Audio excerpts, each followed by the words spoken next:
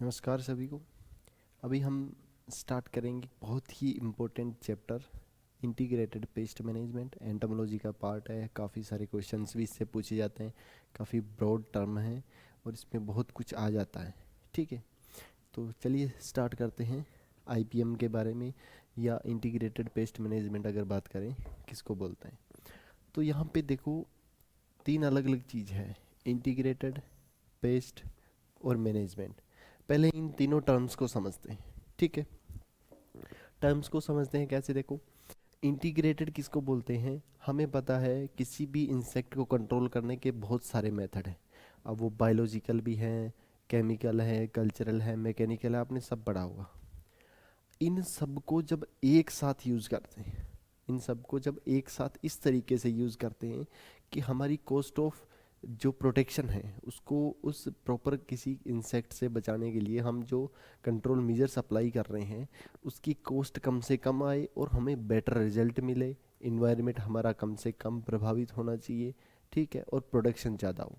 तो ये इसको इस तरीके से इन सभी को यूज़ करते हैं, एक साथ मिलाकर उसको क्या बोला जाता है, इंटीग्रेटेड या एकीकृत। क्या बोलते हैं, एकीकृत। ठीक है। Second one is paste. Paste क्या है, अगर हम बात करें तो देखो, एक इंसेक्ट होता है, दो चीज़ें होती है, एक इंसेक्ट होता है, एक पेस्ट होता है। क्या डिफरेंस है, देखो इंसेक्ट एक क्लियर डेफिनेशन है। अब जैसे आपने छोटे हम जब स्कूल में होते थे आपने एक पढ़ा होगा, गाय के ऊपर वो कहते हैं ना, गाय के ऊपर ऐसे लिखो, तो हम क्या लिखते थे कि गाय है, उसके चार पैर होते हैं, ये होता है, वो होता है, ठीक है, दो कान होते हैं। तो ये सब यानी कि उसकी फिक्स डेफिनेशन है, उसको हम क्या बोलते हैं कि ये गाय है। सेम ऐसा ही है, इंसेक्ट की क्या है, एक फिक्स डेफिनेशन है। इंसेक्ट उसको बोलेंगे जिसकी बॉडी थ्री पार्ट्स में डिवाइडेड होती है, ठीक है, head, thorax and abdomen. Three pair of legs होते हैं, टू पेयर ऑफ विंग्स होते हैं, ठीक है, एंटीना होती है, ये सब होता है। उसको क्या बोलेंगे, इंसेक्ट बोलेंगे। लेकिन इंसेक्ट जो है ये आगे फर्दर दो तरीके के हो सकते हैं। या तो जो क्या करेंगे, हमें बेनिफिट देंगे, ठीक है, यानी फ़ायदा करेंगे, या जो क्या करेंगे, डैमेज या नुकसान करेंगे। क्लियर है। तो इसको आगे फर्दर दो कैटेगरी में बांटा जा सकता है। और ये डैमेज जो करते हैं, जो इंसेक्ट डैमेज करते हैं उन्हीं को क्या बोलते हैं, पेस्ट। इंसेक्ट पेस्ट बोलते हैं, ध्यान रखना। पेस्ट एक अलग चीज़ है, इंसेक्ट पेस्ट अलग है। पेस्ट में क्या आता है, कोई भी लिविंग ऑर्गेनिज्म, कोई भी जीवित चीज़ जो हमें नुकसान कर रही है वो क्या है, pest. Even weeds are pest. जो हमारे खरपतवार होते हैं वो भी पेस्ट होते हैं, क्योंकि वो हमें क्या कर रहे हैं, नुकसान कर रहे हैं। उनकी वजह से वो न्यूट्रिएंट ज़्यादा एब्जॉर्ब कर लेते हैं, क्रॉप का प्रोडक्शन कम हो जाता है। दूसरा, जो एनिमल्स हैं क्रॉप में घुस जाते हैं, जिनकी वजह से क्रॉप डैमेज हो जाती है, वो भी पेस्ट है। इवन ह्यूमन बींग क्या है, एक पेस्ट है, अगर वो नुकसान पहुंचाता है। क्लियर है। तो उसको क्या बोलेंगे, पेस्ट बोलेंगे। अगर कोई इंसेक्ट नुकसान पहुंचा रहा है तो उसको क्या बोलेंगे, insect pest. Third one is management या प्रबंधन। ठीक है। अब देखो यहाँ पे भी दो चीज़ें हैं, एक मैनेजमेंट है, एक कंट्रोल होता है। देखो, एक तो मैनेजमेंट हो गया, सेकंड होता है कंट्रोल। क्या डिफरेंस होता है, इन दोनों में भी डिफरेंस होता है, देखो। ठीक है। अब कंट्रोल और मैनेजमेंट में एक मेजर डिफरेंस अगर हम बात करें, वो क्या होता है कि हमें कंट्रोल में हम क्या करते हैं, किसी चीज़ का कंप्लीट इरिडिकेशन करते हैं, यानी कंप्लीटली उसको हमने जीरो कर दिया अगर किसी चीज़ को, तो उसको क्या बोलेंगे हम, कंट्रोल बोलते हैं। ठीक है। जैसे हाउस होल्ड पेस्ट जो होते हैं, जो घरों में जो मक्खी मच्छर वगैरह है, उनको हम क्या है, पूरी तरह ख़त्म करते हैं, कोशिश यही रहती है ना, उसको क्या बोलेंगे, कंट्रोल बोलेंगे। लेकिन मैनेजमेंट जो टर्म है उसमें क्या होता है, इनको कंप्लीटली जीरो नहीं करके इसको एक फिक्स लेयर जो होती है, यानी एक फिक्स सीमा तक हम लेके आते हैं। उससे अगर कम है तो हमें कोई परवाह नहीं है, हम उसके ऊपर कोई एक्शन नहीं लेते, क्योंकि इससे जब ऊपर जाएगा, ठीक है, पेस्ट, इससे अगर ऊपर जाएगा तभी हमें क्रॉप में वो ज़्यादा नुकसान पहुंचाता है। अदरवाइज कम, अगर नंबर ऑफ इंसेक्ट कम है उसमें कंडीशन में, तो वो हमें इतना नुकसान नहीं करते। अगर आप उस पर पेस्टिसाइड वगैरह का अप्लाई भी करोगे, आपको नुकसान ज़्यादा हो जाएगा, इकोनॉमिकली उतना फ़ायदा नहीं होगा। ठीक है, तो इस लेवल को हम क्या बोलते हैं, ईटीएल। अब ये क्या है, इसके बारे में आगे बात करेंगे। इकोनॉमिकल थ्रेशोल्ड लेवल, तो इससे नीचे हमें रखना है, उसको क्या बोलते हैं हम, मैनेजमेंट बोलते हैं। यानी इस लेवल तक लेके आते हैं कि हमें आर्थिक नुकसान ना हो। क्लियर है? फिर देखो नेक्स्ट, दो दो टर्म जो मैंने आपको बताई थी, इंटीग्रेटेड, पहले इंटीग्रेटेड पेस्ट कंट्रोल होता था, फिर बाद में ये इसको इंटीग्रेटेड पेस्ट मैनेजमेंट में जो टर्म है उसको ज़्यादा यूज़ में लिया गया, ये बताई थी बार्टलेट ने। और जो मैनेजमेंट टर्म है वो गेर एंड क्लार्क ने बताई थी 1961 में। ठीक है, फिर देखो यहाँ कुछ चीज़ें हैं, एक GEL। ठीक है, अब देखो पहले इसको समझ लेते हैं। जनरल इक्विलिब्रियम, ठीक है, लेवल। और देखो इसको देखो कैसे समझेंगे, एक ग्राफ से समझते हैं। यहाँ देखो तीन चीज़ें होती है,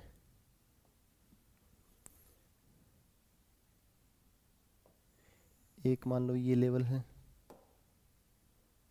ठीक है, एक ये लेवल है, ठीक है, और एक ये लेवल है। अब देखो समझो इसको,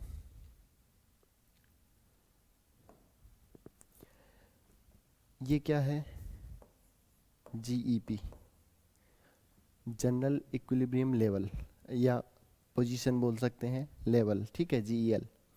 और ये है ETL, इकोनॉमिकल थ्रेशोल्ड लेवल। और ये होता है EIL, इकोनॉमिकल इंजरी लेवल।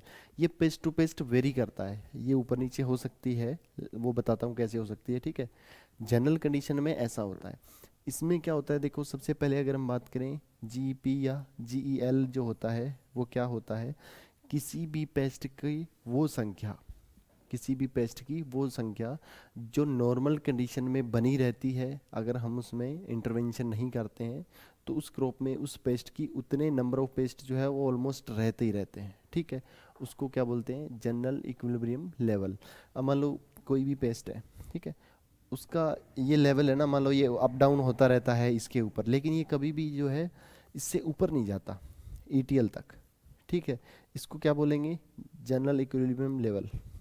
अब देखो इसके बाद मान लो कुछ सर्कमस्टेंसेस ऐसे हो जाते हैं कि जैसे मौसम में बहुत ज़्यादा चेंज हो गया, ठीक है, या क्लाइमेट किसी इंसेक्ट के लिए फेवरेबल हो जाती है। ठीक है, उस केस में क्या होता है, इनकी संख्या बहुत जल्दी से बढ़ जाती है। ठीक है, इतनी बढ़ जाती है कि ये हमें क्रॉप में नुकसान देने लायक भी बन जाते हैं। ठीक है, तो इनकी संख्या बढ़ के यहाँ तक पहुँच जाती है, इस लेवल तक। ठीक है, ये वाला जो लेवल है यहाँ तक पहुँच जाती है। ठीक है, इसको क्या बोलते हैं, इकोनॉमिकल थ्रेशोल्ड लेवल। ठीक है, इकोनॉमिकल थ्रेशोल्ड लेवल। लेकिन ये ध्यान रखना है हमें कि जितने भी कंट्रोल मेजर्स हम अप्लाई करते हैं ना, वो इसी लेवल पे करते हैं। कंट्रोल मेजर्स जितने भी अप्लाई करने हैं वो हमें इसी ETL पे करने हैं। ये क्या है, एक तरीके से डेडलाइन है। मान लो अगर इससे ऊपर गया पेस्ट, तो क्या होगा, हमें आर्थिक क्षति होना संभव है। ठीक है, तो इसीलिए इसको क्या बोलते हैं, इकोनॉमिकल इंजरी लेवल, यानी कि आर्थिक क्षति स्तर। यहाँ हमें अगर इससे ऊपर जाता है इंसेक्ट, तो इस कंडीशन में हमें क्या होता है, आर्थिक नुकसान होना फिक्स है। आप कंट्रोल मेजर्स भी अप्लाई करोगे, उसमें इलाज भी करोगे, तो कुछ न कुछ पार्ट जो है वो हमारा हाथ से चला गया है, नुकसान हो गया होता है। ठीक है, ETL से बिलो हमें इसे रखना है। अगर जैसे ही ETL क्रॉस करता है, तो उस समय हमें कोई ना कोई कंट्रोल मेजर्स जो है उसकी तरफ जाना जरूरी हो जाता है। अदरवाइज हमें इसका क्या है, जो नुकसान है वो देखना पड़ सकता है। तो ये इस तरीके से तीनों इंटरकनेक्टेड है। अब ये GEL कभी कभी ऊपर आ जाती है, ETL और EL नीचे होते हैं। इसका रीज़न क्या होता है, मान लो कोई पेस्ट है ही ऐसा ठीक है। जिससे ही क्रॉप आई उसमें उसका अटैक होना स्टार्ट हो गया, भरमार अटैक हो रहा है, ईटीएल तो उसका बहुत नीचे रह गया। तो उस कंडीशन में हमें क्या है, तुरंत कोई ना कोई एक्शन लेना पड़ता है ताकि उसकी संख्या को हम कम कर सकें। नॉर्मल कंडीशन में यही चीज़ होती है, ठीक है। इसको जो ईटीएल है इसको ना एटीएल भी बोलते हैं, एक्शन थ्रेशोल्ड लेवल, यानी कि हमें इस कंडीशन में कोई ना कोई एक्शन लेना पड़ता है, इसलिए इसको क्या है, एक्शन थ्रेशोल्ड लेवल भी बोल देते हैं, ठीक है। अब देखो क्या है, general equilibrium, average density of insect paste for a long time, लंबे समय तक किसी भी इंसेक्ट की एक जो एवरेज डेंसिटी उसको क्या बोलते हैं, जीईएल, जो हमने अभी बात की। फिर देखो इकोनॉमिकल थ्रेशोल्ड लेवल या एक्शन थ्रेशोल्ड लेवल, इसमें क्या, the level of insect paste population at which control measures should be apply, यानी कि वो कंडीशन जिसमें हमें इंसेक्ट पेस्ट को कंट्रोल करने के लिए कंट्रोल मेजर्स अप्लाई करने पड़ते हैं। Sorry. फिर देखो एग्रीकल्चर की दृष्टि से ये सबसे इम्पोर्टेंट है, जैसा मैंने आपको पहले भी बताया, इम्पोर्टेंट प्रिंसिपल है इन रेफरेंस ऑफ एग्रीकल्चर। फिर देखो नेक्स्ट है E I L, economical injury level, the minimum number of insect pest capable to cause economical loss in crop, यानी कि पेस्ट की वो मिनिमम संख्या जो ईटीएल क्रॉस कर चुकी है और जो हमें आर्थिक क्षति पहुंचा सकती है, उसको क्या बोलते हैं, इकोनॉमिकल इंजरी लेवल। इसके अलावा एक चीज़ और है, डैमेज बाउंड्री। डैमेज बाउंड्री का क्या है, जिससे क्रिकेट में बाउंड्री होती है ना, इससे बाहर गया चौका या छक्का, सेम होता है, यानी कि एक बाउंड्री डिसाइड होती है कि अगर यहाँ तक इंसेक्ट पहुँच गया जहाँ से हमें नुकसान होना स्टार्ट हो जाता है। नॉर्मली इंसेक्ट क्रॉप में घूमता रहे, हमें कोई इशू नहीं है, अगर उसका नुकसान जहाँ से हमें स्टार्ट होना स्टार्ट हो जाता है उसको क्या बोलते हैं, हम डैमेज बाउंड्री बोलते हैं उस किसी एक पर्टिकुलर इंसेक्ट की, ठीक है। अब देखिए यहाँ कुछ टर्म्स हैं। सबसे पहले तो इंसेक्ट और पेस्ट क्या है, इनकी हम ऑलरेडी डिस्कशन कर चुके हैं, इंसेक्ट किसको बोलते हैं, पेस्ट किसको बोलते हैं। फिर ये देखो एंडेमिक पेस्ट, एंडेमिक पेस्ट किसको बोलते हैं, कोई भी पेस्ट जो एक रिस्ट्रिक्टेड एरिया में होता है, एक फिक्स एरिया जो है उसी बाउंड्री के अंदर अगर वो अटैक करता है तो उसको क्या बोलते हैं, एंडेमिक, है ना, restricted to a particular locality. फिर है परसिस्टेंट पेस्ट, जैसा कि नाम से ही पता है, यानी कि ये जैसे क्रॉप आएगी ना, जब तक क्रॉप रहेगी इसका अटैक रहेगा, उसके साथ क्या है ये कोरिलेशन में चलता है, ठीक है। जैसे फॉर एग्जांपल ये ना, which are present throughout the crop growth, जैसे क्रॉप ग्रोथ होगी उसमें रहेगा रहेगा, जैसे मैंगो होपर हो गया, ठीक है। फिर नेक्स्ट वन इज ओकेजनल, जैसे कि नाम से ही पता लग रहा है, ऐसा इंसेक्ट जिसका अटैक ओकेजनली होता है या कभी कभी होता है, हर मतलब हर केस में या बात करें एवरी टाइम इसका अटैक जो है वो नहीं होता। Which are reach significant level only occasionally, ठीक है।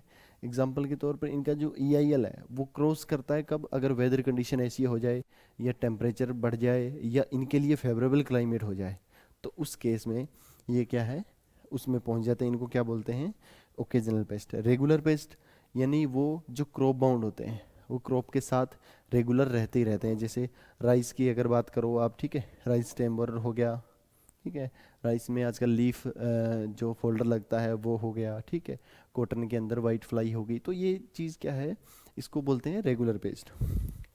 फिर है स्पोरेडिक, जैसा कि नाम से ही पता है, यानी कि आइसोलेटेड कंडीशन में, ठीक है, आइसोलेटेड कंडीशन में। अब देखो यहाँ एंडेमिक और इसमें क्या डिफरेंस है, एंडेमिक तो एक पर्टिकुलर एरिया में होगा और स्पोरेडिक का मतलब उस एरिया में भी कहीं कहीं होगा, हर जगह आपको देखने को नहीं मिलेगा। फिर है पेरेनियल पेस्ट, पेरेनियल का मतलब क्या है कि जो एक लंबे समय तक बना रहता है, ठीक है। देखो the pest whose EIL are only slightly about to GOP, यानी कि जो जनरल इक्विलिब्रियम पोजीशन होती है या लेवल होती है, इसका EIL जो है वो उसके बिल्कुल थोड़ा सा अप होता है, और हमें क्या करना होता है इस कंडीशन में, कंट्रोल मेजर्स अप्लाई करके इसको कैसे न कैसे नीचे लेके आना पड़ता है, नहीं तो ये लंबे समय तक रहने वाला पेस्ट होता है और इसका अटैक भी हमें क्या मिलता है, ज़्यादा देखने को मिलता है, ठीक है। तो ये हो गई, ये कुछ टर्म्स थे इम्पोर्टेंट। फिर अभी बात करेंगे मेथड्स की, एक एक करके कौन कौन से मेथड जो हैं इसके IPM के। सबसे पहले देखो नेचुरल कंट्रोल, तो नेचुरल कंट्रोल का मतलब क्या है, सीधी सी बात है, जैसा कि नाम से ही पता लग रहा है, नेचर यानी कि इसमें ह्यूमन बीइंग का कोई भी इंटरेक्शन नहीं होता है, क्लियर है, यानी कि ह्यूमन बीइंग की कोई भी हस्तक्षेप इसमें नहीं होता है, खाली क्या होता है कि नेचर जो है वो खुद ब खुद पेस्ट को कंट्रोल कर देती है। अब वो कोई भी केस हो सकता है बहुत ज़्यादा टेम्परेचर बढ़ गया, बहुत ज़्यादा लो हो गया, रेनफॉल हो गया, या ऐसी बहुत सारी कंडीशंस हो सकती हैं जिनमें ह्यूमन का कोई रोल नहीं रहता। उसको क्या बोलते हैं? नेचुरल कंट्रोल बोलते हैं, ठीक है। No role of human being, ठीक है। Nature modified environment which not favourable to infestation, यानी कि नेचर जो है वो खुद ही इन्वायरमेंट को ऐसा बना देती है जो इंसेक्ट के लिए फेवरेबल नहीं होता। क्लियर है? फिर देखो, अभी जैसे मैंने बात की आपको, अगर टेम्परेचर बहुत ज़्यादा हो जाए या ह्यूमिडिटी बढ़ जाए या कम हो जाए तो उसको क्या बोल उस कंडीशन में क्या होता है? नेचुरल कंट्रोल होता है। अब यहाँ पे देखो दो टर्म्स हैं, दो टर्म्स हैं, एक है एस्टिवेशन और एक है हाइबरनेशन। इसमें क्या डिफरेंस है? दोनों ही कंडीशन में क्या होता है? इंसेक्ट डोरमेंट हो जाता है, ठीक है, डोरमेंसी में चला जाता है, सुसुप्त अवस्था में चला जाता है, यानी कि कोई भी एक्शन नहीं करता, किसी भी प्लांट पे फीड नहीं करता, उसकी सारी मेटामॉर्फिक जो एक्टिविटीज़ है वो बंद हो जाती है। अगर ये होती है हाई टेम्परेचर की वजह से, मान लो टेम्परेचर बहुत ज़्यादा बढ़ गया और इंसेक्ट जो है वो डोरमेंट कंडीशन में चला गया, तो उसको क्या बोलते हैं? एस्टिवेशन। क्लियर है? अगर इसका वाइस वर्सा या उल्टा हो, उस केस में यानी कि टेम्परेचर बहुत कम हो गया और इंसेक्ट जो है वो डोरमेंट कंडीशन में चल गया, तो उसको क्या बोलते हैं? हाइबरनेशन बोलते हैं। ये हाई टेम्परेचर की वजह से होती है, ये लो टेम्परेचर की वजह से होती है। क्लियर है? अब देखो नेक्स्ट, हेवी रेंस। अगर बारिश बहुत ज़्यादा होती है तो उस कंडीशन में जितने भी हमारे जो सकिंग पेस्ट होते हैं उनकी जो पॉपुलेशन है वो ऑटोमेटिकली कम हो जाती है, ठीक है। हेवी रेन से क्या एफिड, हॉपर्स या अदर जो भी है सकिंग पेस्ट वो कम हो जाती है, तो ये भी एक नेचर का कंट्रोल है। Second one, high temperature. अगर यानी कि सोलर रेडिएशन, डायरेक्ट सोलर की बहुत ज़्यादा अगर धूप है कहने का मतलब, तो उस कंडीशन में इंसेक्ट्स जो है वो खुद ब खुद कंट्रोल हो जाते हैं। स्पेशली अगर बात करें तो सॉइल ड्वेलिंग जो इंसेक्ट है, जो मिट्टी में रहते हैं, अगर मान लो कोई क्रॉप नहीं है, मिट्टी में इंसेक्ट है, अगर धूप बहुत ज़्यादा पड़ती है तो वो मिट्टी के अंदर जो इंसेक्ट्स है वो ख़त्म हो जाते हैं। स्पेशली ब्लैक सॉइल में, ब्लैक सॉइल क्योंकि हमें पता है कि सोलर हीट को बहुत ज़्यादा एब्जॉर्व करती है, इसी वजह से उसमें ये ज़्यादा देखने को मिलता है। क्लियर है? अब देखो फिर बात करते हैं फिजिकल मेथड्स की, ठीक है। फिजिकल मेथड में क्या होता है कि हम जो इंसेक्ट का इन्वायरमेंट है, उसके आसपास का जो भौतिक वातावरण है, इन्वायरमेंट है फिजिकल जहाँ वो रह रहा है, उसमें कुछ न कुछ चेंजेस कर देते हैं। ये मैनुअली होता है, ह्यूमन बींग के द्वारा किया जाता है। उस चेंजेस की वजह से क्या होता है, इंसेक्ट जो है वो सरवाइव नहीं कर पाता, या कहने का मतलब उसका अटैक जो है वो इतना नहीं होता, तो उसको क्या बोलते हैं? फिजिकल मेथड बोलते हैं। अब इसमें देखो सबसे पहले बात करें इन्वायरमेंट मैनिपुलेशन की, यानी कि उसके इन्वायरमेंट है उसके अंदर हमें क्या करना है? मैनिपुलेशन करना है। उसमें भी सबसे पहले हम बात करेंगे टेम्परेचर की, ठीक है, कि टेम्परेचर में मैनिपुलेट करके हम किस तरीके से जो है उसको कंट्रोल कर सकते हैं। तो सबसे पहले देखो स्टोरेज हाउस जो है, कि स्टोरेज हाउस का अगर हम टेम्परेचर बढ़ा देते हैं, ठीक है, तो उस केस में जो टेम्परेचर कम टेम्परेचर में जो इंसेक्ट ग्रो करेंगे वो किस कंडीशन में क्या होगा? अपने आप जो है मैनेज हो जाएंगे, ठीक है। इंक्रीज टेम्परेचर हमें इंक्रीज करना है, जैसे 56 डिग्री सेंटीग्रेड अगर हम टेम्परेचर रखते हैं 10 से 12 घंटे तक, तो उस स्टोरेज हाउस में जो इंसेक्ट पेस्ट रह रहे हैं वो ऑटोमेटिकली क्या हो जाएंगे? कंट्रोल हो जाएंगे, जैसे ही उनके लिए क्लाइमेट अनफेवरेबल होगी। Second, sun drying of seeds. बीजों को अगर हम धूप में सुखाते हैं तो उनके अंदर जो मोस्टली अगर हम बात करें स्टोरेज पेस्ट जो होते हैं वो सीड के अंदर छिपे हुए रहते हैं। अगर आप ग्रो करते हो नेक्स्ट क्रॉप तो उसी से वो आगे भी चले जाते हैं, तो इस वजह से सीड्स को हमेशा क्या है? सन ड्राइंग करना ज़रूरी है। तो ये जो पेस्ट हैं ये ऑटोमेटिकली क्या हो जाएंगे? कंट्रोल हो जाएंगे। Next is flame thrower against grass hopper और लोकस्ट, यानी कि ग्रास होपर या लोकस्ट की बात करें तो उनका अटैक जैसे हमें पता है बहुत ज़्यादा एक साथ होता है, तो उस कंडीशन में ये आग फेंकने वाली जो गन्स होती हैं, ठीक है, फ्लेम थ्रोवर्स जो होती हैं, इनको यूज़ किया जाता है डायरेक्ट उनको बर्न आउट करने के लिए, ठीक है। तो ये भी क्या है? एक फिजिकल कंट्रोल है। इसके अलावा हॉट वाटर ट्रीटमेंट, बहुत सारे आपने पैथोलॉजी में भी पढ़ा होगा, सेम इसके अंदर भी है। जो सीड्स वगैरह रहते हैं उनको हॉट वाटर, गर्म पानी के अंदर उबाला जाता है ताकि उसको अंदर जो भी इंसेक्ट की स्टेजेस छिपी हुई अगर रहती है तो वो किल हो जाए, ख़त्म हो जाए।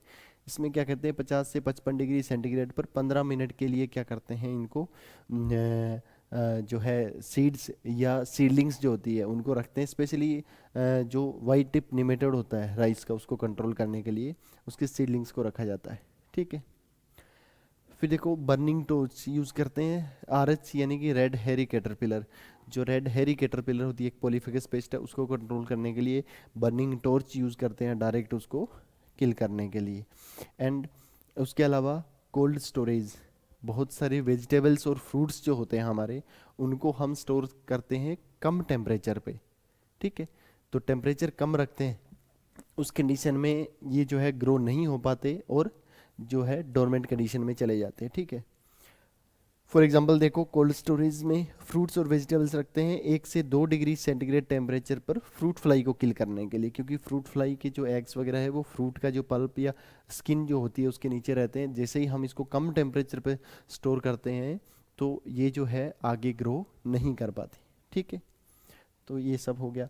इसके अलावा फिर देखो मैनिपुलेशन इन मॉइस्चर, नमी में, क्योंकि जैसा हमें पता है कि स्टोरेज जब कभी किसी भी हम क्रॉप का करते हैं तो उसके लिए फिक्स एक ह्यूमिडिटी रखी जाती है। इंसेक्ट कोई भी हो उसके लिए एक फिक्स, हर इंसेक्ट के लिए अलग अलग अगर हम बात करें टेम्परेचर या ह्यूमिडिटी हो सकती है, लेकिन एक नॉर्मल कंडीशन में किसी भी क्रॉप में अगर ज़्यादा ह्यूमिडिटी हम रख के उसको स्टोर करते हैं तो उसमें पेस्ट लगने के चांसेस बढ़ जाते हैं। इस कंडीशन में हमें क्या करना है, स्टोर करने से पहले उसके मॉइस्चर को क्या करना है, कम कर देना है। ठीक है।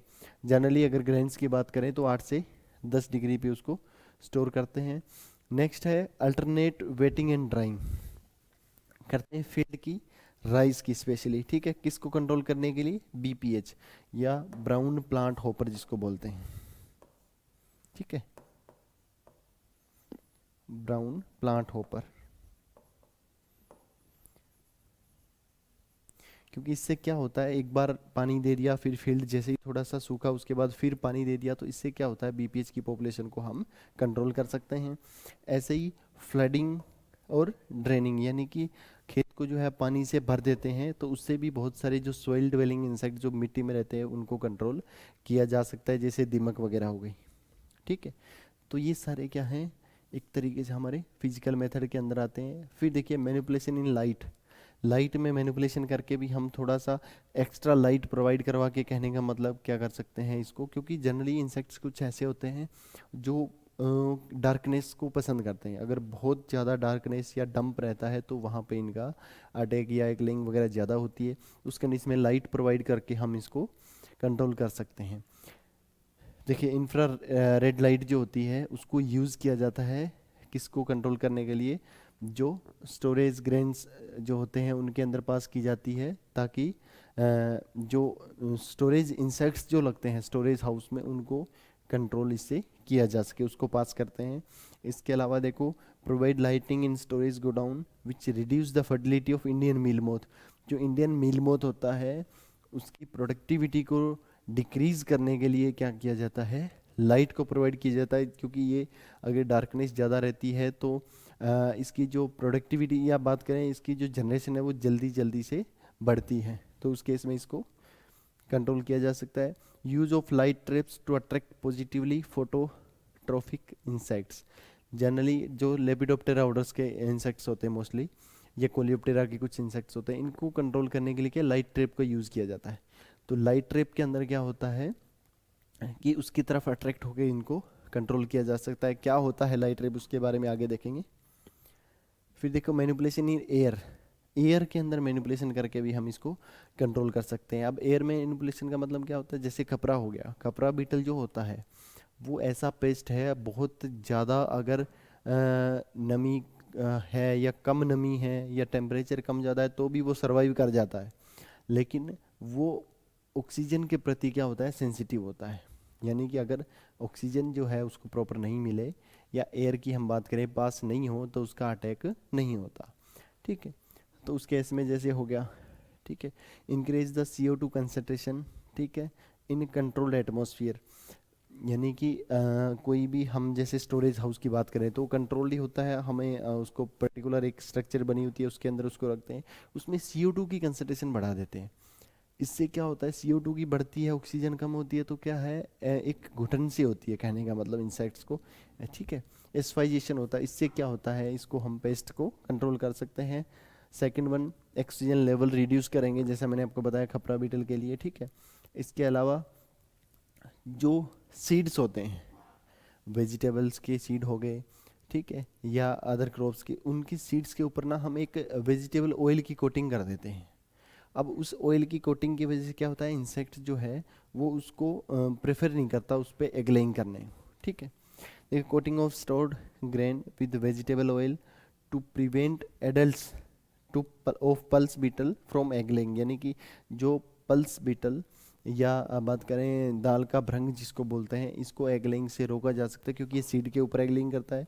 अगर हम सीड को कोट कर देंगे ऑयल सीड से, ठीक है, तो इसका अटैक जो है वो कम हो जाता है। इसके अलावा एक मेल स्टेराइल टेक्निक भी थी, जिसको EF निपलिंग एक साइंटिस्ट थे, ठीक है, इन्होंने ये जो है टर्म दी थी। इसमें क्या करते हैं, गामा रेडिएशंस को यूज़ किया जाता है, गामा रेडिएशंस को यूज़ करते हैं इंसेक्ट्स को स्टेजेस को मारने के लिए। ठीक है, तो ये सारा हो गया अपना फिजिकल कंट्रोल के अंदर। अब बात करते हैं मैकेनिकल कंट्रोल के अंदर। अब मैकेनिकल का मतलब क्या है, मैकेनिकल या हम बोलें इसको यांत्रिक, मैकेनिकल या यांत्रिक विधि। इसमें क्या होता है, किसी न किसी डिवाइस का यूज़ करते हैं, किसी न किसी डिवाइस का यूज़ करते हैं इंसेक्ट्स को मारने के लिए, उनको कंट्रोल करने के लिए। क्लियर है? तो देखो कौन कौन से डिवाइसेस या चीज़ें ये काम में लेते हैं। सबसे पहले देखो, अगर हैंड से भी हम बाई हैंड किसी भी लार्वा या एग्स को डायरेक्ट हम पिक करके अगर उसको डिस्ट्रॉय कर रहे हैं, तो उसको भी क्या बोला जाता है, मैकेनिकल ट्रैप बोला जाता है। देखो जैसे रेड हेरी कैटरपिलर होगी, उसको आसानी से हम उसको पिक कर सकते हैं। यहाँ बाई हैंड का मतलब डायरेक्ट हैंड से नहीं, सेफ्टी मेजर्स जरूर यूज़ करते हैं, ग्लव्स वगैरह, क्योंकि कुछ इंसेक्ट्स जैसे रेड हेरी कैटरपिलर होता है, इससे क्या इरिटेशन होती है, जो इसके हेयर्स होते हैं उसकी वजह से। सेकंड, ग्राम पॉड बोरर जो चने की सुंडी होती है, उसको भी इससे कंट्रोल डायरेक्ट जो हम पिक करके ख़त्म कर सकते हैं। फिर है वायर गेज स्क्रीन। अब वायर गेज स्क्रीन का मतलब क्या होता है, देखो जो फ्रूट्स रहते हैं, फ्रूट्स या ऑर्चर्ड या एक प्लांट हो गया छोटा, उसके बाहर क्या करते हैं हम, तार का एक बिल्कुल महीन जैसी जाली, ये नहीं होती अपनी छलनी जैसे होती है, उस तरीके से हम क्या है उसको प्रोटेक्ट करके रख सकते हैं, ताकि इंसेक्ट उसके अंदर ना जाए। ठीक है, फ्रूट बोरर्स को जनरली इसके लिए यूज़ करते हैं। फिर है shaking and beating of branches. इसमें क्या होता है, कुछ लार्वा या उनके एग्स जो होते हैं वो लूज पड़े होते हैं लीव्स वगैरह पे। इससे क्या, अगर आप प्लांट को आप हिलाओगे थोड़ा सा, ठीक है, या उसको बीट करोगे, तो ये जो स्टेज है ये अपने आप प्लांट से नीचे गिर जाती है, और इसका मैनेजमेंट किया जा सकता है। ठीक है, फिर है बेंडिंग ऑफ स्टेम। ये आपने सुना भी होगा, मैंगो मिलीबग के लिए स्पेशली यूज़ किया जाता है बेंडिंग ऑफ स्टेम। इसमें क्या होता है, देखो मान लो ये ट्रंक है पेड़ का, ठीक है, जो मैंगो है, ठीक है, ये मैंगो का पेड़ है, ये उसका जो है ट्रंक या स्टेम है। अब जो मिलीबग होता है, इसकी खासियत क्या होती है, इसकी एग लेइंग कहाँ होती है, सोइल के अंदर। अब इससे जो क्रैवल्स निकलते हैं छोटे, उनमें विंग्स तो होती नहीं है, उड़ तो वो सकते नहीं, तो ये क्या करते हैं, इस पे क्रैवलिंग करते हुए इस प्लांट से, स्टेम से ये ऊपर की तरफ चढ़ते हैं, और फिर प्लांट के अपर पार्ट्स जो होते हैं, फ्रूट्स या ब्रांचेस, उन पे अटैक करते हैं। इनसे बचने के लिए क्या करते हैं, मैंगो के अंदर ये जो स्टेम है, इस स्टेम के ऊपर एक बैंड किया जाता है, कहने का मतलब किसी भी प्लास्टिक की शीट से, ठीक है, पॉलीथीन शीट से इस तरीके से इसके ऊपर बांध देते हैं पॉलीथीन शीट जो है, और इसके ऊपर जो है हम ग्रीस वगैरह लगा देते हैं, या कुछ स्टिकी ऑयल्स वगैरह लगा देते हैं। इससे क्या होता है, जैसे ही ये इसके ऊपर चढ़ने की कोशिश करेंगे, तो ये क्या है, वापस नीचे गिर जाएंगे और ऊपर नहीं जा पाएंगे। जब तक ऊपर नहीं जा पाएंगे तो इनका अटैक भी नहीं होगा। क्लियर है? तो ये बहुत ही इंपॉर्टेंट एक प्रैक्टिस है जो मैंगो के अंदर की जाती है मीलीबग के लिए। फिर है bagging of fruits, bagging fruits of orchards, specially अनार बटरफ्लाई के लिए किया जाता है। इसमें क्या होता है, देखो मान लो अनार है, ठीक है, तो इस अनार को प्रोटेक्ट करने के लिए हम क्या करते हैं, एक थैली जो होती है पॉलीथीन की, उस थैली को ऐसे बांध देते हैं इसके चारों तरफ। अब क्या होता है, जो फ्रूट फ्लाई होती है, अनार बटरफ्लाई जिसको बोलते हैं, ये अनार बटरफ्लाई क्या करती है, इस जो फ्रूट की छाल होती है, ये स्किन होती है, इसके अंदर अपने एग्स देती है स्किन के नीचे। अगर आपने इसकी पॉलीथीन की सीड से या कपड़े की थैली से या जैसे भी आपने इसको प्रोटेक्ट कर दिया, तो वो फ्रूट की स्किन तक पहुंच ही नहीं पाती और उसका अटैक जो है वो नहीं हो पाता। तो इस तरीके से बैगिंग ऑफ फ्रूट्स जो है वो यूज़ करते हैं, या नेटिंग यूज़ करते हैं। नेटिंग जनरली हमें पता है, आप घरों में भी यूज़ करते होंगे मॉस्किटोज़ वगैरह के लिए, तो उस तरीके से नेटिंग को यूज़ किया जाता है। इसके अलावा जो बड़े इंसेक्ट्स रहते हैं जैसे लाइज और बग्स रहते हैं, इनको डायरेक्ट क्रश करके, है ना, पैरों से या किसी दूसरे यंत्र से क्रश करके डायरेक्ट हम इनको किल कर सकते हैं। इसके अलावा combing for delousing head louse, जो बालों में जुएं पड़ती हैं उनको कंट्रोल करने के लिए कंघी करते हैं ना हम, ताकि उनको बारीक उससे निकालने के लिए, तो इसको क्या बोलते हैं, कॉम्बिंग। तो ये सारे के सारे क्या है, मैकेनिकल मेथड्स हैं जिनसे इनको कंट्रोल किया जाता है। इसके अलावा देखिए सैंड बैरियर,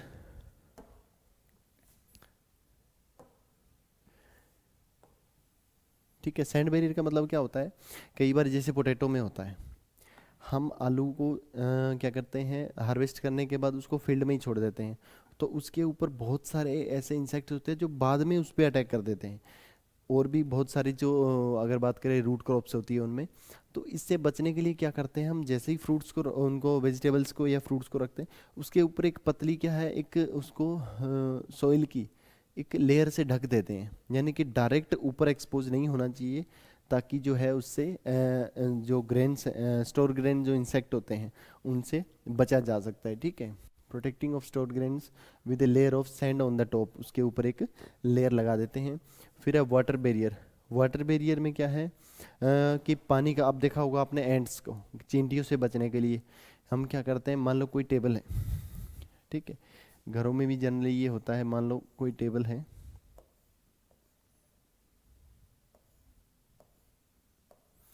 अब इसके ऊपर हमने कुछ रख रखा है, कुछ भी खाने पीने की चीज़ें मान लो रख रखी है आपने, तो चींटियाँ यहाँ पहुँची जाती है। इनसे बचने के लिए क्या करते हैं, इस तरीके से कटोरी लेते हैं पानी भर के और उसके अंदर इसको रख देते हैं। अब इस पानी की वजह से जो है वो चींटियाँ ऊपर नहीं चढ़ पाती, तो इसको क्या बोलते हैं, वाटर बैरियर बोलते हैं। फिर हो गया ट्रेंचिंग। ट्रेंचिंग यानी कि खाई खोदना। तो लोकस्ट और जनरली जो रेड हेरी कैटरपिलर है उसके लिए यूज़ करते हैं, क्योंकि लोकस्ट में भी जो निम्फ्स होते हैं छोटे स्टार्टिंग कंडीशन में, वो और रेड हेरी कैटरपिलर का जो लार्वा होता है, ये दोनों ही क्या है, फ्लाई करने नहीं कर पाते इतनी, तो इस वजह से क्या है, अगर हम बड़ी खाई खोदते हैं, मान लो हमें पता है इस तरीके से इस तरफ से लोकस्ट का या इसका अटैक हो रहा है, तो उससे आगे हम क्या है, एक बड़ी खाई खोद देंगे, तो जैसे ही ये आएंगे यहाँ से जंप भी करेंगे तो इसके अंदर गिर जाएंगे और आगे जाने से इनको रोका जा सकता है। फिर देखो यूज ऑफ आयरन हुक, यानी कि लोहे की एक छड़ को यूज़ किया जाता है। ये जनरली प्लांटेशन क्रॉप जो होती है बड़ी, जैसे आपका कोकोनट हो गया, ठीक है, या पाम हो गया, तो उनमें यूज़ किया जाता है इसको। राइनोसिरस बीटल जो होता है उसको किल करने के लिए ये क्या करता है, स्टेम में होल करता है, उसके अंदर छिपा हुआ रहता है, तो एक आयरन की रोड से उसको क्या है, डायरेक्ट किल किया जा सकता है, ठीक है, आयरन हुक से। Use of tin band. Tin band मतलब क्या होता है, ये जनरली ये भी प्लांटेशन क्रॉप में यूज़ होता है। जैसे हमने मैंगो में उसमें बैरियर लगाया था, है ना, स्टेम के ऊपर हम सीट बांधते हैं, वैसे ही रेत से बचने के लिए, चूहों से बचने के लिए क्या है, हम स्टेम को नीचे की तरफ से ढक देते हैं, किससे, किसी भी मेटल से, ठीक है। टिन की जो है, टिन से हम उस धातु से उसको चारों तरफ से कवर कर देते हैं, ताकि जो चूहे हैं वो उसको डैमेज ना कर पाए। फिर है सीविंग एंड विनोइंग। ये स्टोर ग्रेन के लिए होता है मोस्टली, ठीक है। सीविंग और विनोइंग, सीविंग का मतलब क्या होता है, छानना। जैसे घर में हमारे बहुत बार हमने देखा होगा इल्ली वगैरह जो पड़ जाती है, ठीक है, तो उसके लिए क्या करते हैं, उसको छानते हैं, है ना, तो वो ऊपर रह जाती है इंसेक्ट्स, जो फ्लोर है आटा वो नीचे चला जाता है, ठीक है। तो इस तरीके से अलग कर सकते हैं। दूसरा आपने देखा होगा घरों में छालना जिसको बोलते हैं, जिससे ना पहले फटकते थे जो ग्रेन्स हैं, घर में आपने देखा भी होगा, तो वो भी क्या है, अगर कोई इंसेक्ट्स वगैरह है तो उनको अलग निकालने के लिए यूज़ लिया जाता था, ठीक है। Of stored grains before storage helps in separate store insect, यानी कि इनको अलग करने के लिए ग्रेन से ये यूज़ करते हैं। जो रेड फ्लोर बीटल है, जैसा मैंने आपको बताया, इली जिसको हम बोलते हैं, उसके लिए सेविंग काम में लेते हैं। ऐसे ही राइस वीवल जो है उसको विनोविंग से, ठीक है, हम अलग कर सकते हैं। फिर देखो, एक लो वोल्टेज का करंट अगर हम अप्लाई करते हैं किसके अंदर, जो चूहों के आने जाने का रास्ता है डेली का वहाँ पे, तो उससे भी हम रेट्स को कंट्रोल कर सकते हैं। तो ये सारे के सारे क्या है, मैकेनिकल मेथड है। फिर अब बात करते हैं ट्रैप्स की, ठीक है।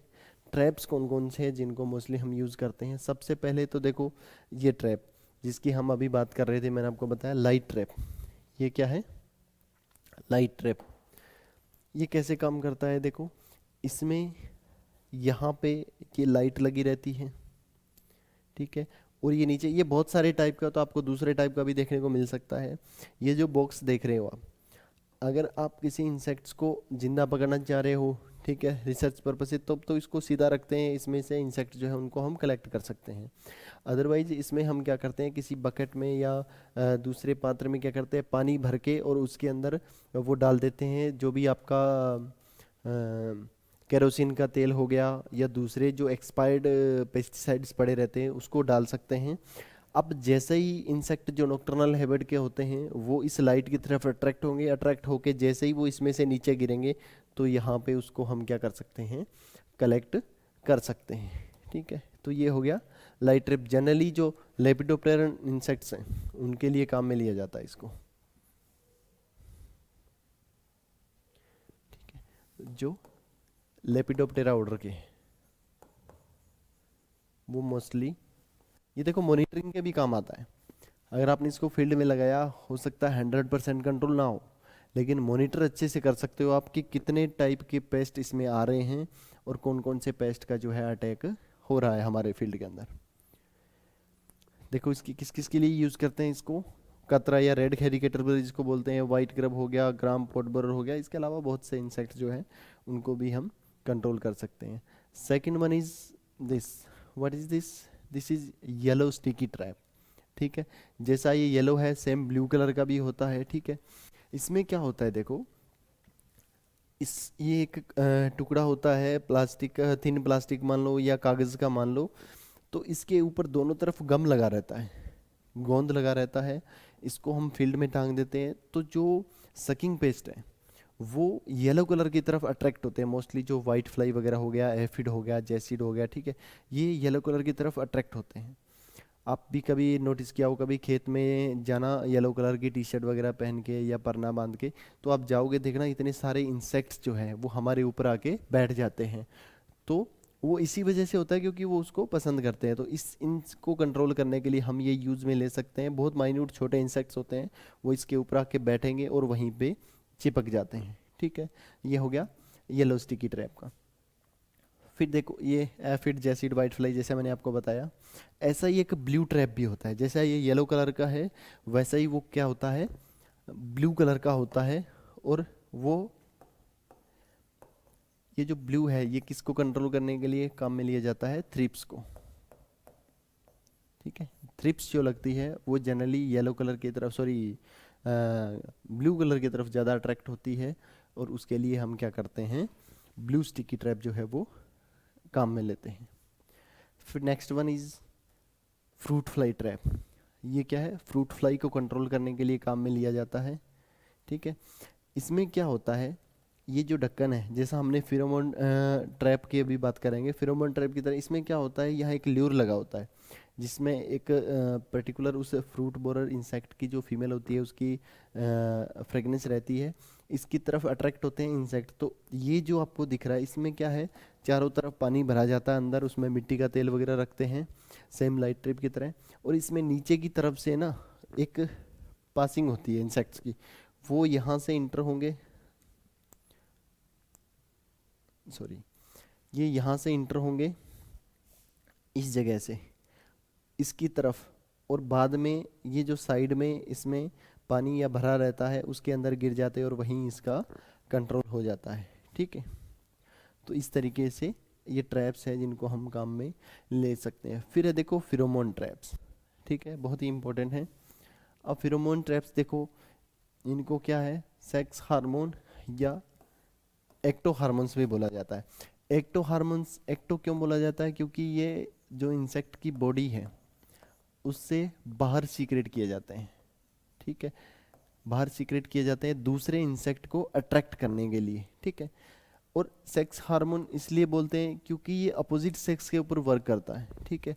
मान लो जनरली जो है ये फीमेल जो है वो सीक्रेट करती है मेल इंसेक्ट्स जो होते हैं उनको अट्रैक्ट करने के लिए, ताकि उनके अंदर फिर मैटिंग हो और आगे एगलिंग जो है इनकी वो बहुत ज़्यादा बढ़ जाती है, ठीक है। तो इसलिए इनको सेक्स हार्मोन या एक्टो हार्मोन्स बोलते हैं। ये क्या होते हैं, इंट्रा स्पेसिफिक होते हैं।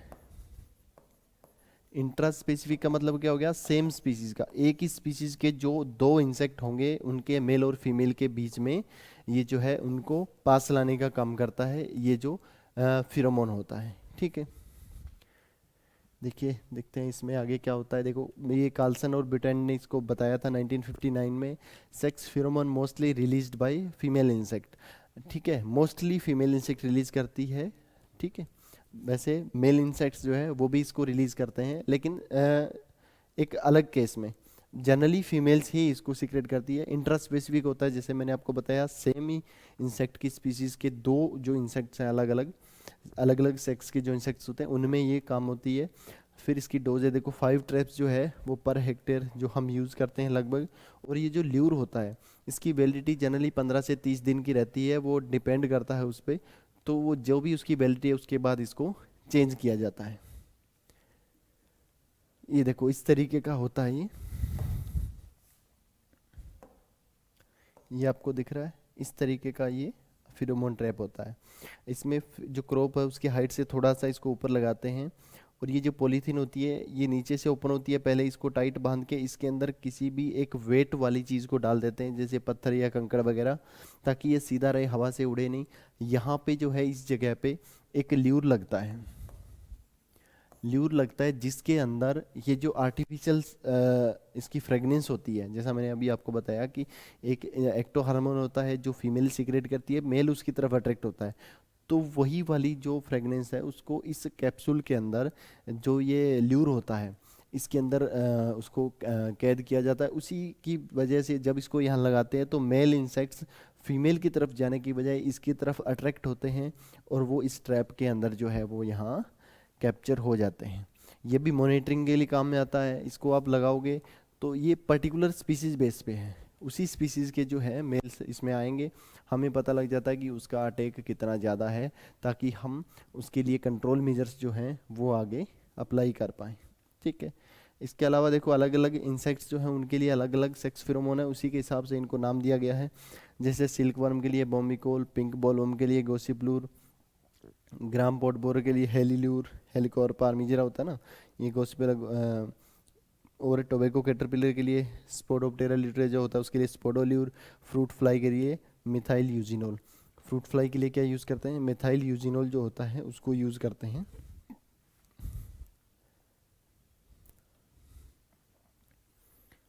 फिर देखो नेक्स्ट बात आती है कल्चरल मेथड की, ठीक है, कल्चरल मेथड्स की, ठीक है।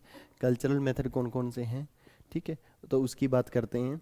कल्चरल का मतलब क्या होता है कि इंटरवेंशन, जो भी हम प्रैक्टिसेस करते हैं खेत के अंदर, आपने सोइंग की, ठीक है, सोइंग के बाद हम उसके बीच में हम वीडिंग कर रहे हैं या कुछ और कर रहे हैं हेरो से प्लाऊ से, वो सब किस में आती है, आपकी कल्चरल प्रैक्टिसेस में आती है। सबसे पहले देखो समर डीप प्लोइंग। कई बार क्या होता है इंसेक्ट्स की जो हिडन स्टेज है वो सॉइल में छिपी हुई रहती है, तो उनको एक्सपोज करने के लिए, किल करने के लिए क्या करते हैं हम, समर डीप प्लोइंग। जब गर्मियों के टाइम में खाली टाइम होता है, फसल नहीं होती फील्ड में, उस टाइम उसको डीप प्लोइंग करके छोड़ देते ताकि हिडन स्टेज जो है वो ऊपर आ जाए और जो सोलर हीट है उससे उसको मैनेज कर पाएँ। प्यूपा या दूसरी स्टेजेस भी रह सकती है। फिर एक क्रॉप रोटेशन, क्रॉप रोटेशन अपनाना ज़रूरी है, क्योंकि देखो क्या होता है अगर आप सेम ही सेम क्रॉप लगाई जाओगे एक ही फील्ड में, तो उससे क्या होगा, अगर उस क्रॉप में मान लो उस क्रॉप बेस्ड कोई इंसेक्ट है जो उस क्रॉप में अटैक करता है, सपोज वीट है, वीट पे कोई ऐसा पेस्ट है जो वीट में अटैक कर रहा है, अब आप वीट ही वीट लगाते जाओगे तो उससे क्या होगा, उसकी जो पहले की हिडन स्टेजेस रहती है सॉइल में और वो नेक्स्ट फिर उनकी संख्या जो है वो बढ़ती जाती है। तो इस वजह से अगर आप रोटेट करके उस जगह नेक्स्ट टाइम कोई दूसरी क्रॉप लगाते हो जिसमें वो पेस्ट नहीं लगता, तो उस कंडीशन में आप उसको मैनेज कर सकते हो, एक ब्रेक डाउन ला सकते हो उसके बीच में, ठीक है। फिर है क्लीन कल्टीवेशन। क्लीन कल्टीवेशन का मतलब क्या है, जो फील्ड है, फील्ड की सैनिटेशन है वो बहुत ज़रूरी है। हम जैसे ही दूसरी क्रॉप को ग्रो करते हैं उससे पहले उसके जो स्टबल्स वगैरह है पहली क्रॉप के, उनको अच्छे से हमें अलग करके निकाल देना चाहिए। फिर है इंटरक्रॉपिंग। इंटरक्रॉपिंग का मतलब क्या होता है, दो फसलें जो हैं उनको आपस में एक साथ बोया जाता है, ताकि जो इंसेक्ट्स हैं वो एक पर्टिकुलर क्रॉप के ऊपर जो बेस्ड है वो दूसरी क्रॉप इंटर रहेगी क्रॉपिंग उसमें, तो आगे पास होने में उसमें दिक्कत आती है, ठीक है। देखो जैसे सोरगम स्टेम बोरर, इसको कंट्रोल करने के लिए सोरगम के साथ जो है लबालब जिसको बोलते हैं वो लगा देते हैं। फिर है ग्रोइंग ऑफ रेजिस्टेंट वैरायटी, यानी कि वैरायटी हम ऐसी लगा देंगे जिसके ऊपर वो इंसेक्ट का अटैक ना होता हो, ठीक है। जैसे बीटी कॉटन को लाया गया था ना, जो बॉलवर्म्स हैं उनके लिए, तो सेम ऐसे ही। फिर अर्थिंग अप। अर्थिंग अप का मतलब क्या होता है, मिट्टी चढ़ाना। स्पेशली जो ट्यूबर क्रॉप होती है या शुगर केन मान लो, उस कंडीशन में हम क्या करते हैं, जो स्टेम रहता है उनका, उसके पास में हम क्या करते हैं, मिट्टी से उसको थोड़ा सा मिट्टी चढ़ा देते हैं उसके ऊपर। जैसे देखो मान लो यहाँ, ये मान लो पोटैटो की क्रॉप है, यहाँ पोटैटो लग रहे हैं ना, तो ये ध्यान रखते हैं कि ये कोई भी बाहर एक्सपोज ना हो, इसलिए यहाँ हम क्या करते हैं, यहाँ तक मिट्टी चढ़ा देते हैं ताकि इंसेक्ट जो है वो डायरेक्ट इसके ऊपर एगलिंग ना कर सके या इसको नुकसान ना पहुँचा सके। तो इसको बोलते हैं अर्थिंग अप। फिर है अवॉइड रेटूनिंग। स्पेशली अगर हम बात करें शुगर केन के केस में, तो क्या होता है, एक रेटून क्रॉप होती है, आपने एक बार हार्वेस्ट की, दोबारा से आपने उसमें फर्टिलाइजर अप्लाई किए, पानी डाला, वो फिर से ग्रो हो जाते हैं उसी जगह से। लेकिन मान लो उसमें पहले से कोई इंसेक्ट वगैरह है, तो वो बाद में नेक्स्ट जो अपनी क्रॉप होती है, ठीक है, जो रेटून क्रॉप होती है उसमें भी आ जाते हैं। इसलिए जहाँ तक हो सके हमें रेटून को क्या करना चाहिए, अवॉइड करना चाहिए, ठीक है। फिर है सोइंग टाइम में चेंज करके हम, क्योंकि देखो बहुत सारे इंसेक्ट्स ऐसे होते हैं जो अर्ली सोइंग करने की वजह से आते हैं, बहुत सारे ऐसे होते हैं जो लेट सोइंग करने की वजह से ज़्यादा अटैक होता है जिनका। तो हम जो है ये सोइंग टाइम जो है इसमें थोड़ा सा चेंज करके भी इनको कंट्रोल कर सकते हैं, इनको मैनेज कर सकते हैं। जैसे देखो अर्ली सोइंग करते हैं मस्टर्ड एफिड के लिए, अगर मस्टर्ड एफिड जो है उसकी लेट सोइंग कंडीशन में बहुत ज़्यादा अटैक होता है, इसलिए उसमें क्या करते हैं हम अर्ली सोइंग करते हैं। ऐसे ही सोरगम की जो सूट फ्लाई है उसमें अर्ली सोइंग करते हैं, क्योंकि लेट सोइंग में केस में उसकी जो है अटैक वो बढ़ जाता है। ऐसे ही रेड पम्पकिन बीटल हो गया, अर्ली शूट बोरर हो गया, किसमें, शुगर केन में, ठीक है। इन सब के लिए क्या करते हैं, अर्ली सोइंग करते हैं ताकि इनका अटैक कम हो। नेक्स्ट है judicious use of fertilisers. Fertiliser का यूज जो है वो हमें जुडिशियस करना है, सही इस्तेमाल करना है, सही डोज का इस्तेमाल करना है। क्योंकि कई बार क्या होता है कि हम नाइट्रोजन ज़्यादा अप्लाई कर देते हैं, फॉर एग्जांपल स्पेशली नाइट्रोजन का केस रहता है। नाइट्रोजन अगर ज़्यादा अप्लाई कर देते हैं तो प्लांट की क्या होती है, ग्रोथ ज़्यादा बढ़ जाती है और उसकी जो स्टिकनेस है वो कम हो जाती है। प्लांट जो है वो दूर से ही उसका कलर जो है उसमें एक वेरिएशन आ जाता है जिसको इंसेक्ट ज़्यादा प्रेफर करते हैं और उसको पंक्चर करना इजी हो जाता है। इस वजह से उस पर अटैक ज़्यादा होता है। तो इस केस में ध्यान रखना है कि जो एक कहने का मतलब डोज जो किसी भी इसकी यूज़ करनी है फर्टिलाइज़र की, वो हमेशा क्या है, जुडिशियस, यानी कि सही डोज जो है वो हमें इस्तेमाल करनी है। फिर है हाई सीड रेट। कुछ क्रॉप्स ऐसी होती है जिन पे देखो मान लो फिक्स है कि उसका अटैक होना ही होना इंसेक्ट का। इस केस में हम क्या करते हैं, स्टार्टिंग में उसकी सीड रेट ज़्यादा रखते हैं।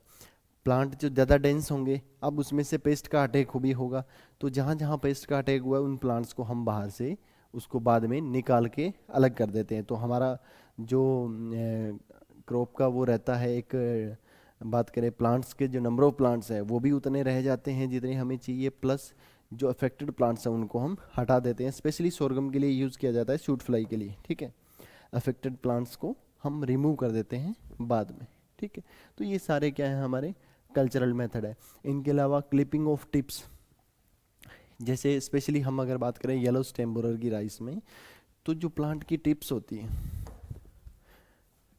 देखो मान लो ये पत्ती है, ठीक है, राइस की, तो ये जो टिप होती है इसके एग्स जो है स्टेम बोरर के वो यहाँ दिए जाते हैं इस टिप पे।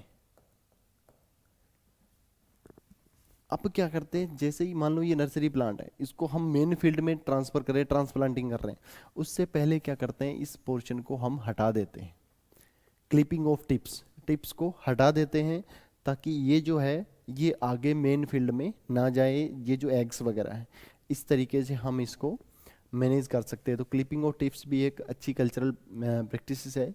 इसके अलावा पेस्ट फ्री सीड मटेरियल, यानी कि हमें जहाँ भी कुछ, देखो सीड के अलावा कुछ ऐसी वेजिटेटिव पार्ट्स भी होते हैं क्रॉप के जिनको हम यूज़ करते हैं, ठीक है, क्रॉप ग्राउंड के लिए। तो हमें ये इंश्योर कर लेना है कि जो भी हम क्रॉप मटेरियल यूज़ कर रहे हैं ग्राउंड करने के लिए, वो हमेशा पेस्ट फ्री होना चाहिए। या पहले से अगर किसी क्रॉप में बहुत ज़्यादा अटैक है तो उस मटेरियल को हमें यूज़ नहीं करना है एज ए सीड मटेरियल। देखो जैसे पोटैटो ट्यूबर मोथ के लिए हो गया, ठीक है, बनाना राइजोम वीवल हो गया, या स्वीट पोटैटो वीवल हो गया, इनके लिए हमें ध्यान रखना है कि इनको आगे as a seed material use करने से पहले ये इंश्योर हो जाए कि उसमें कोई पेस्ट नहीं है।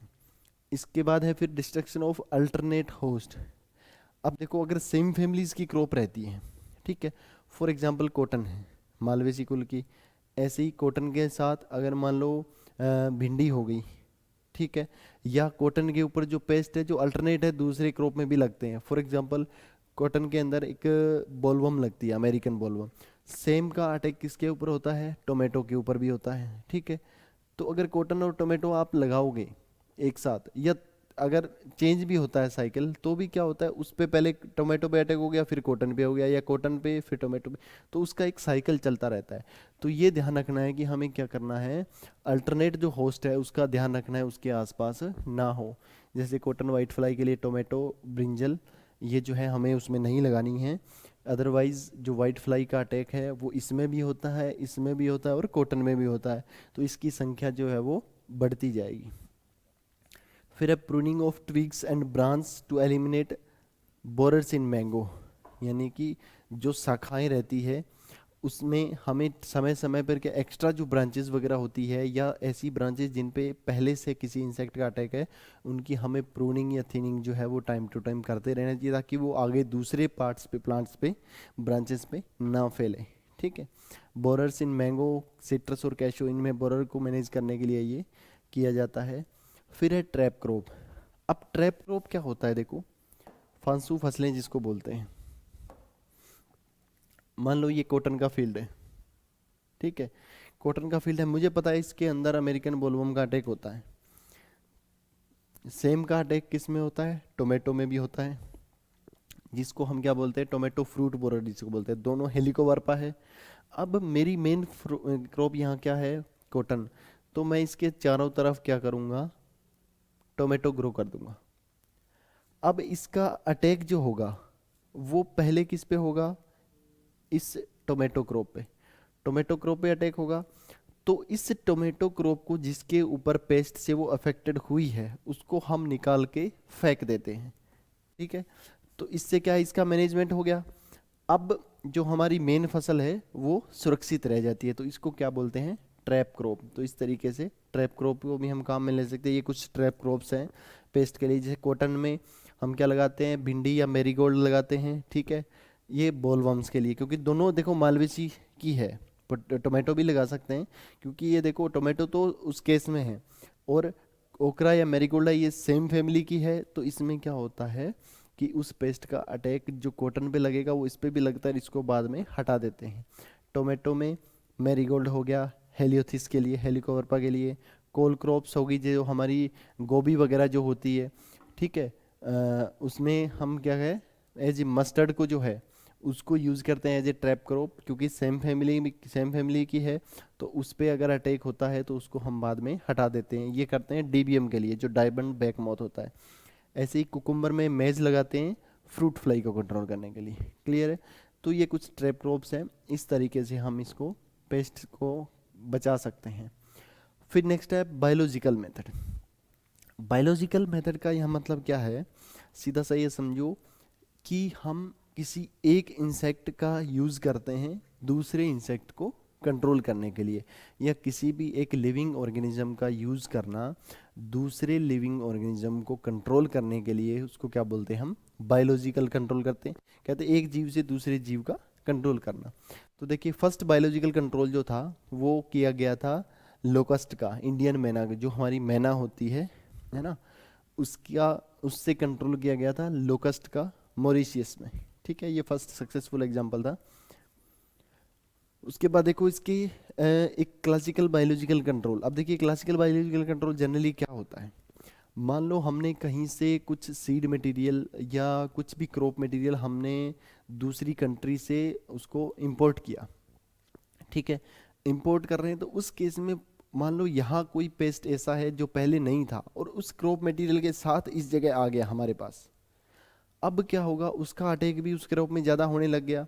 तो इससे बचने के लिए हम क्या करते हैं, जहाँ पहले से हम उस क्रॉप को या उस सीड को लेके आए थे उस जगह पे जनरल सी बात है कि उसके कुछ प्रीडेटर्स या पैरास्टोइड्स भी रहते होंगे, बायोलॉजिकल एजेंट्स जो उसको वहाँ पे ख़त्म कर रहे थे। तो इस केस में क्या किया जाता है, फिर वहाँ से उस बायोलॉजिकल एजेंट को इंपोर्ट करके लाया जाता है, उसकी संख्या, उसके पॉपुलेशन है उसको बढ़ाया जाता है, ताकि जो ये पेस्ट है इंपोर्ट के साथ आया है इसको हम कंट्रोल कर सकें। तो इसको क्या बोलते हैं, क्लासिकल बायोलॉजिकल कंट्रोल। देखो इसमें तीन चीज़ें, फर्स्ट होता है इंट्रोडक्शन।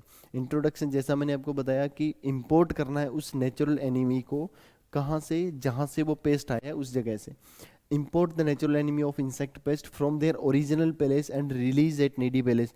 वहाँ से लेके आना है और जहाँ इसकी ज़रूरत है वहाँ पे इसको क्या करना है, रिलीज करना है। Second one is augmentation. Augmentation में क्या होता है, देखो लैब में हम क्या करते हैं, इसकी रेडिंग करते हैं, क्योंकि देखो बहुत ज़्यादा तो आप लेके नहीं आ सकते, तो उसको पहले लेके आते हैं एक कंट्रोल फील्ड में या लैब में। हम क्या करते हैं, उसकी संख्या बढ़ाते हैं। संख्या बढ़ाने का मतलब कि उसको एक इन्वायरमेंट जो है उसके लिए फेवरेबल वो हम देते हैं, ताकि वो है उसकी ग्रोथ जो है, नंबर ऑफ इंसेक्ट्स है वो ज़्यादा से ज़्यादा बढ़ सके।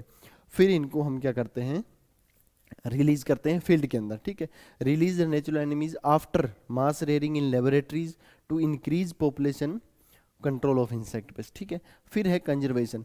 अब कंजर्वेशन का मतलब क्या है, आपने फील्ड में रिलीज कर दिया, अब वहाँ कंट्रोल कर रहे हैं, लेकिन बाकी चीज़ें जो है उसको अफेक्ट ना करे ये ध्यान रखते हैं, इस तरीके से उसको कंजर्वेशन करते हैं, संरक्षण करते हैं उसका।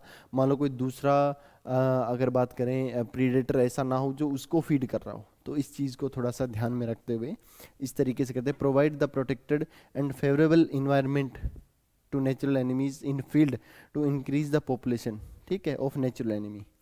क्लियर है। फिर देखो सबसे पहले हम बात करते हैं प्रीडेटर। देखो तीन चीजें होती हैं, एक होता है प्रीडेटर, एक होता है पैरासिटोइड और एक होता है पैरासाइट। ये जनरली तीन चीजें होती है। इनमें डिफरेंस क्या होता है, देखो एक मेजर डिफरेंस की बात करें तो देखो क्या होता है, प्रीडेटर जो होते हैं, परभक्षी जिसको बोलते हैं, ये क्या होते हैं, साइज में लार्ज होते हैं या बड़े होते हैं। ठीक है, लार्ज होते हैं। ये क्या करते हैं, अपने होस्ट को डायरेक्ट किल करते हैं, जो होस्ट है उसके ऊपर फीड करेंगे और उसको खा जाएंगे। या मान लो इसको बॉडी, इसको जिंदा रहने के लिए एक से ज़्यादा होस्ट की ज़रूरत पड़ती है, क्योंकि बॉडी साइज बड़ा रहता है, होस्ट का साइज छोटा रहता है। ठीक है, तो उसको बार बार फीड करता जाएगा अपना जो है फूड की जो है उसको पूरा करने के लिए नीड को। ठीक है, तो ये हो गया प्रीडेटर। बाकी इसके बारे में देखेंगे हम। पैरास्टोइड क्या होता है, जनरली सेम साइज का रहता है अपने होस्ट की, और ये हो सकता है कि एक ही होस्ट से काम चल जाए या एक से ज़्यादा होस्ट की ज़रूरत भी पड़ सकती है इसको। ठीक है, जनरली बराबर होता है, इससे छोटा भी हो सकता है। ठीक है, और ये जो पैरास्टोइड, इसमें और इसमें क्या डिफरेंस है, ये प्रीडेटर जो है ना, ये लाइफ में क्या रहता है, प्रीडेटर ही रहता है, यानी कि कोई भी स्टेज हो ये परभक्षी रहता है, दूसरे के ऊपर ही उसको फीड करता है। पैरास्टोइड्स में क्या होता है, जो इसकी लार्वल कंडीशन होती है, ठीक है, या बात करें इसकी स्टेजेस, जो एडल्ट जो है, इसका कहने का मतलब वो क्या रहता है, फ्री लिविंग रहता है, वो डायरेक्टली फीड नहीं करता किसी चीज़ पे। ठीक है, उसको क्या बोलते हैं, पैरास्टोइड। पैरासाइट जो होते हैं इनका साइज हमेशा क्या होगा, छोटा होगा अपने होस्ट से। और जनरली तो ये जो पैरासाइट होते हैं ना, ये एक ही होस्ट पे अपनी पूरी लाइफ को जो है वो निकाल लेते हैं। फॉर एग्जांपल हेड लूज जो होती है ना, बालों की जू जो होती है, वो क्या होती है, एक ही हेयर के ऊपर अपना पूरा लाइफ भी निकाल सकती है, क्योंकि एक तो लाइफ साइकिल छोटा होता है, दूसरा इनका साइज बहुत छोटा होता है अपने होस्ट से, तो ये उसके ऊपर ही अपना जीवन यापन जो है वो कर सकती हैं। अब देखो फ्री लिविंग ऑर्गेनिज्म फ्री रहते हैं, लार्जर देन प्रे, अपना जो होस्ट है उससे क्या रहते हैं, बड़े होते हैं। किल and eat there pray, direct उसको उस पर फीड करेंगे और उसको किल कर देंगे। Require more than one prey in their life cycle, अपने जीवन में एक से ज़्यादा होस्ट की उनको क्या होती है, ज़रूरत पड़ती है। ठीक है, ये कुछ एग्जाम्पल है प्रीडेटर के। सबसे बस बेस्ट देखो, ये लेडी बर्ड बीटल जो है, ये एफिड, मिली बग, वाइट फ्लाई, ये जो भी अपने मोस्टली सकिंग पेस्ट जो होते हैं उनके ऊपर इसका जो है वो अटैक जो है, सॉरी ये उसके ऊपर फीड करती है। ये वाइट फ्लाई की अगर हम बात करें तो, या एफिड्स की, तो ये ऑलमोस्ट 100 to 150 तक जो है इनको फीड कर जाती है पर डे। ऐसे ही क्राइसोपर्ला जो है, ठीक है, एफिड्स और थ्रिप्स पे फीड करता है। प्रेइंग मेंटिस जो है एफिड और जैसिड इन पे फीड करता है। सिरफिड फ्लाई है जो एफिड के ऊपर फीड करता है, ठीक है। ऐसे ही इंडियन मैना या स्टर्लिंग बर्ड जो है वो रेड लोकस्ट, जो लोकस्ट एटीडी उसके ऊपर फीड करती है। सेम ड्रैगन फ्लाई या डेमसल फ्लाई जो है, ये मॉस्किटो फ्लाईज या गालमिज जो होती है, ठीक है, ये छोटे इंसेक्ट्स जो होते हैं उनके ऊपर ये फीड करते हैं। तो ये सारे क्या हैं, ये इनका साइज जो है वो इनसे बड़ा होता है और इस पे ये डायरेक्ट फीड करते हैं, ठीक है। तो ये क्या हो गया अपना प्रीडेटर।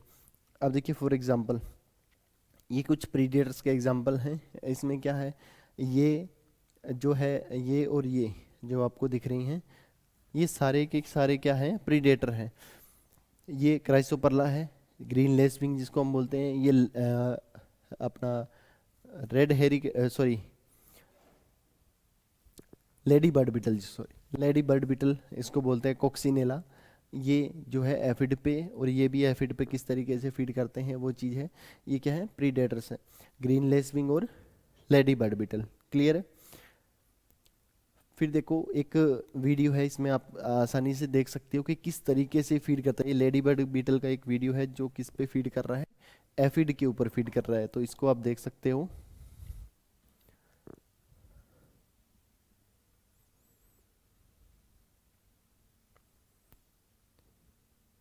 एक सिंगल डे के अंदर ये 100 to 150 तक जो है फीड कर जाते हैं।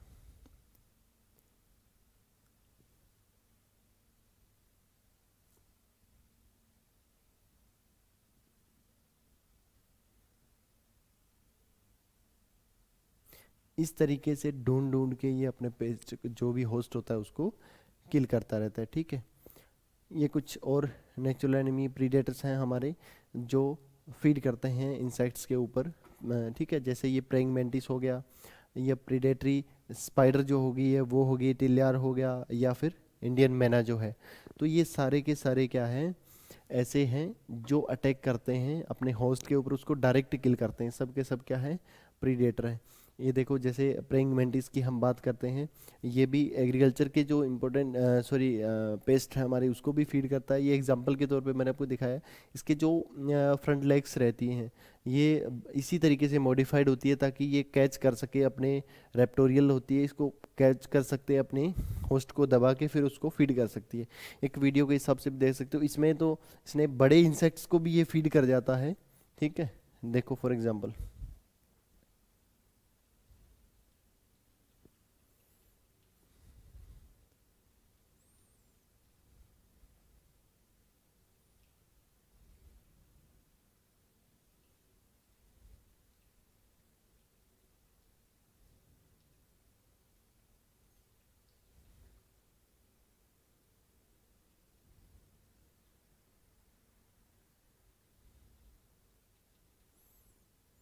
ठीक है।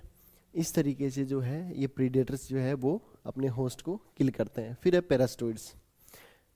देखो स्मॉलर देन प्रे, जैसे मैंने आपको बताया, या equal, capable to kill their host, require only one prey in their life cycle, अपने लाइफ साइकिल में एक ही इनको होस्ट की ज़रूरत पड़ती है। Mostly parasitoids belong to order hymenoptera, यानी कि जो हाइमेनोप्टेरा ऑर्डर है मोस्टली जो है वो किससे बिलोंग करते हैं, इसी ऑर्डर से बिलोंग करते हैं।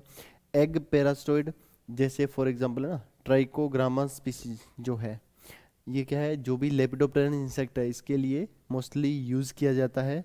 और डिलोनोमस स्पीसीज जो है वो कातरा या रेड हेरी कैटरपिलर जिसको बोलते हैं, इसके लिए यूज़ किया जाता है। ये क्या है, पैरास्टोइड्स हैं, ठीक है। अब इनमें क्या है, ये तो डायरेक्ट अपने होस्ट को किल करते हैं, चाहे प्रीडेटर हो या पैरास्टोइड हो। जो पैरासाइट होता है वो डायरेक्ट इतना कैपेबल नहीं होता कि उसको डायरेक्ट किल कर सके अपने होस्ट को। वो क्या करते हैं, उसको इतना वीक कर देता है कि वो आगे फीड करने योग्य नहीं रहता और धीरे धीरे उसकी खुद ब खुद क्या हो जाती है, डेथ हो जाती है। देखो ये क्या है, ट्राइकोग्रामा स्पीसीज है, ठीक है, और ये ट्राइकोकार्ड है। इस तरीके के कार्ड्स रहते हैं, यानी कि ये क्या करता है, ट्राइकोग्रामा जो है ये एक इंसेक्ट की जो एडल्ट रहता है वो होस्ट जो है ये एग पेरास्टोइड है, ठीक है। यानी कि ये होस्ट का जो एग होता है उस एग के अंदर अपना एग दे देगी। इससे क्या होगा, इसके अंदर जो उसका एम्ब्रियो था वो किल हो जाता है और इसका एम्ब्रियो डेवलप हो जाता है। और बाद में जब हम इसको फील्ड में रिलीज करते हैं तो उन्हीं एग से ये ट्राइकोग्रामा निकलते हैं और फील्ड में वो ढूंढ ढूंढ के जहाँ भी उनको एग्स दिखते हैं उनके अंदर अपने एग्स को लेइंग करते रहते हैं, ठीक है। ये देखो इस तरीके से ये थोड़े दिन में क्या 4-5 दिन में ब्लैक कलर का हो जाता है। फिर इसको इस तरीके के कार्ड्स पे हम चिपका के फील्ड में अलग अलग जगह लगा देते हैं ताकि ये फील्ड में भी जो है उसको कंट्रोल कर सकें। फिर देखो parasite, an organism which is usually much smaller than it's pair, यानी होस्ट, यानी होस्ट से क्या होता है बहुत ज़्यादा ये छोटा होता है। Usually doesn't kill the host, host को किल नहीं कर पाता, उसको वीक जरूर कर देता है। फिर देखो है माइक्रोबियल मेथड। अब देखो माइक्रोबियल का मतलब क्या है, यहाँ स्टेन हंस ने दिया था 1949 में। माइक्रोबियल हमें पता है, माइक्रोब्स, माइक्रोब्स क्या होते हैं, सूक्ष्म जीव। क्या होते हैं, सूक्ष्म जीव, यानी कि बहुत माइन्यूट जो छोटे जीव रहते हैं, ठीक है, जो डिजीज कोज करते हैं अपने इंसेक्ट्स के, अब जो भी टारगेटेड होस्ट है उसके अंदर, या उसको किल करते हैं किसी न किसी तरीके से। लेकिन जो होस्ट होता है उससे बहुत छोटे होते हैं, होते इंसेक्ट्स ही हैं, या इंसेक्ट नहीं, लिविंग ऑर्गेनिज्म होते हैं। अब ये कुछ भी हो सकते हैं, आपका फंजाई हो सकता है, वायरस हो सकता है, बैक्टीरिया हो सकता है, ठीक है, या नेमेटोड हो सकता है, कुछ भी हो सकता है जो दूसरे जीव को हम ऐसे माइन्यूट इंसेक्ट सूक्ष्म जीवों को जब दूसरे किसी बड़े इंसेक्ट्स को मारने के लिए काम में लिया जाता है, पेस्ट को मारने के लिए, तो उसको क्या बोलते हैं, माइक्रोबियल कंट्रोल, ठीक है।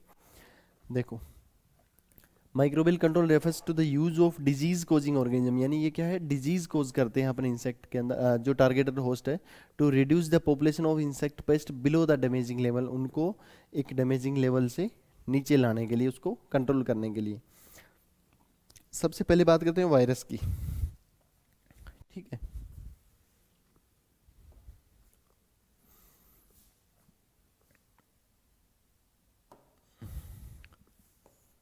वायरस की, अब वायरस में क्या है देखो, यानी कि इस वायरस को किसी न किसी तरीके से हम इंजेक्ट करते हैं, जो टारगेटेड होस्ट होता है मोस्टली लेपिडोप्टेरन पेस्ट के अगेंस्ट काम में लेते हैं।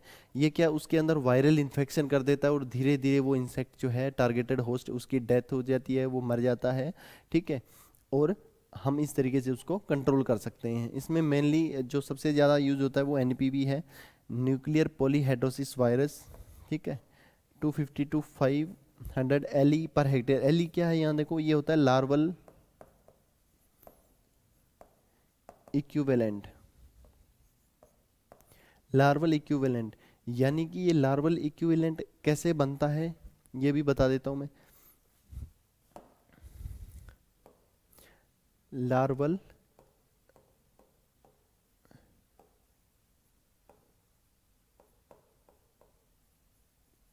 इक्विवेलेंट, ठीक है।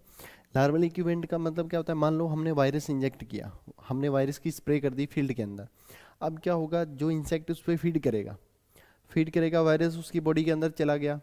फिर जैसे जैसे उसको वो वायरस जो है वो अंदर ही अंदर उसके जो है स्पोरुलेशन होता रहता है, अंदर ही अंदर ग्रोथ करता रहता है, और एक टाइम ऐसा आ जाता है इंसेक्ट जो है उस वो किल हो जाता है, उसमें सिर्फ क्या रह जाता है, वायरस रह जाता है। ठीक है, वायरस की बॉडी ग्रो करती रहती है।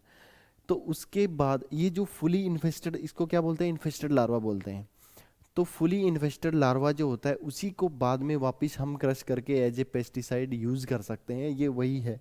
यानी 250 टू 500 एलई का मतलब क्या है, लार्वा इक्विवेलेंट, यानी कि उस लार्वा को मारने की क्षमता, या कह सकते हो इतने लार्वा जो है फुली ग्रोन, जो डिजीज लार्वा है, वो क्या होती है, इसकी डोज जो है वो बताइए यहाँ पे। यूज्ड अगेंस्ट हेलिकोवर्पा आर्मीजेरा, जो हेलियोथिस होता है अपना, ग्राम पोर्ट बोरर हो गया, ठीक है, या इसको हम टोमेटो फ्रूट बोरर भी बोल सकते हो, अमेरिकन जो है बोलवम भी बोल सकते हो, ये सारे एक ही नाम है। हेलिकोवर्पा आर्मीजेरा, स्पोडोप्टेरा हो गया, ठीक है, and other lepidopteran, mostly lepidopteran insects के लिए ही इसको यूज़ करते हैं। इसकी देखो एक सिम्टम कैसे पता चलता है, जैसे ही हमने मान लो वायरस का सस्पेंशन घोल बनाया, फील्ड में स्प्रे किया, स्प्रे करने के बाद जब वो लार्वा उस पर्टिकुलर लीफ को फीड करेगा, इंसेक्ट प्लांट को फीड करेगा, तो क्या होगा, वायरस उसकी बॉडी के अंदर चला जाएगा, अंदर ही अंदर ग्रोथ होगा। अब ऐसे जो लार्वा है, ऐसे जो लार्वा है ये क्या करते हैं, मान लो ये प्लांट है, ठीक है, ये प्लांट है, तो ऐसे जो इन्फेस्टेड लार्वा है वो क्या करेंगे, सबसे ऊपर वाले उस पे जाएंगे, जो भी ब्रांच रहेगी, और यहाँ पे उल्टे लटके रहेंगे, यानी कि इसका माउथ इस साइड होता है, और प्रोलेग्स की सहायता से पकड़ के इस तरीके से लटक के रहते हैं और वहीं मर जाते हैं। इस तरीके से लटक के मरे हुए मिलेंगे आपको। इसको क्या बोलते हैं, ट्री टॉप डिजीज। क्या बोला जाता है इसको, ट्री टॉप डिजीज, ठीक है। तो ये किस में, सिर्फ एनपीवी की वजह से होता है, उससे जो किल्ड लार्वा होते हैं, तो इसकी पहचान करना भी इजी हो जाता है। बाद में इन्हीं लार्वा को हम जो है पिक करके आगे फील्ड में काम में ले सकते हैं, उसको as a pesticide again. The virus infected dead larvae hanging upside down from plant parts, यानी कि हैंगिंग अपसाइड डाउन का मतलब क्या है, हेड जो है वो नीचे की तरफ रहता है, ठीक है। तो इसको क्या बोलते हैं, ट्री टॉप डिजीज बोलते हैं। ऐसे ही ग्रेनुलोसिस वायरस है, जीवी, इसको भी जो है एज ए हम यूज़ करते हैं वायरस, दूसरे जो अपने इंसेक्ट्स होते हैं उनको कंट्रोल करने के लिए।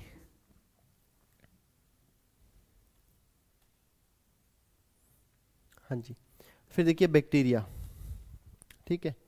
बैक्टीरिया क्या करता है, जैसे हमने अभी वायरस देखा, ऐसे ही बहुत सारे बैक्टीरिया भी हैं जो डायरेक्ट किल करते हैं अपने जो होस्ट होता है उसको। सबसे बढ़िया एग्जांपल इसका बीटी है, आपने सुना ही होगा, ठीक है, बीटी, बैसिलस थ्यूरिजेंसिस।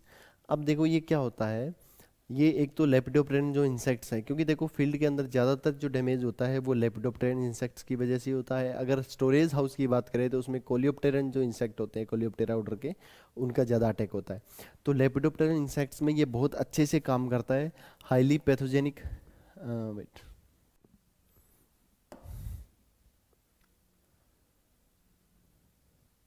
हाईली पैथोजेनिक होता है, ठीक है, लेपिडोप्टेरन लार्वा के लिए, ठीक है। स्पोर फॉर्मिंग, स्पोर बनाता है ये बैक्टीरिया, और ग्राम पॉजिटिव बैक्टीरिया होता है, ठीक है। ये अटैक कैसे करता है, ये बैक्टीरिया फूड के थ्रू, उसमें पानी या भोजन के थ्रू बॉडी इंसेक्ट के अंदर चला जाता है, फिर उसकी जो मिडगट होती है, मिडगट के अंदर ये ग्रो करता रहता है, फिर उसको धीरे धीरे उसके प्लांट अंदर ही अंदर ग्रो करता रहता है ये जो बैक्टीरिया है, और बाद में एक स्टमक पॉइजन करता है इंसेक्ट के अंदर, और उससे इंसेक्ट की क्या हो जाती है, वो इंसेक्ट जो है वो किल हो जाता है। Required alkaline pH which is found in insect midgut. अब देखो इसके लिए कंडीशन क्या है कि इसको एल्केलाइन पीएच चाहिए, यानी कि जहाँ ये कहाँ वर्क करता है, जहाँ इंसेक्ट के उस पर्टिकुलर पार्ट का जो पीएच है वो कितना होना चाहिए, एल्केलिक होना चाहिए, ठीक है, यानी कि ज़्यादा होना चाहिए, क्षारीय होना चाहिए, 9 या 10 के आसपास। तो ऐसी कंडीशन में ये ज़्यादा वो है, परफेक्टली काम करता है। और ये जो पीएच है ये कहाँ मिलता है इसको, इंसेक्ट के मिडगट में, तभी ये वहाँ अटैक करता है। फिर ये क्या करता है, स्टमक पॉइजन करता है उसमें, और इंसेक्ट क्या हो जाता है, किल हो जाता है। इसका एक फ़ायदा और क्या है, ये नॉन टॉक्सिक टू मैन या नॉन टारगेटेड जो पेस्ट होते हैं, इंसेक्ट होते हैं, मान लो ये तो पर्टिकुलर हम यूज़ कर रहे हैं लेपिडोप्टेरन के लिए, इसके अलावा जो बेनिफिशियल इंसेक्ट्स है ये उसको नुकसान नहीं करता है। नॉन टारगेटेड जो है उनको ये ऑर्गेनिजम्स को अफेक्ट नहीं करता है। नॉन फाइटोटॉक्सिक, यानी कि प्लांट के ऊपर इसका कोई भी अटैक या इफेक्ट जो है वो देखने को नहीं मिलता है। सेफर टू बेनिफिशियल इंसेक्ट, जो फायदे लिए हमारे लिए फ़ायदेमंद जो इंसेक्ट्स होते हैं उनके लिए क्या है, ये सेफ है। फिर देखिए इसका ट्रेड नेम की अगर बात करें तो थ्यूरिसाइड, डेल्फिन, बायोबिट, हाल्ट या डिपेली आदि नामों से बाजार में हमें देखने को मिल जाता है। इसके अलावा फिर है बेसिलस पोपिली। बेसिलस पोपिली जो है ये भी एक बैक्टीरिया है जो डूम के नाम से मार्केट में मिलता है। और ये क्या है, जो जापानीज बीटल होती है उसके अंदर मिल्की डिजीज कोज करता है। क्या करता है, मिल्की डिजीज कोज करता है जापानीज बीटल के अंदर। ठीक है, तो ये सारे के सारे क्या हमारे माइक्रोब्स हैं। इसके अलावा फिर देखिए बात करते हैं फंगस की। ठीक है,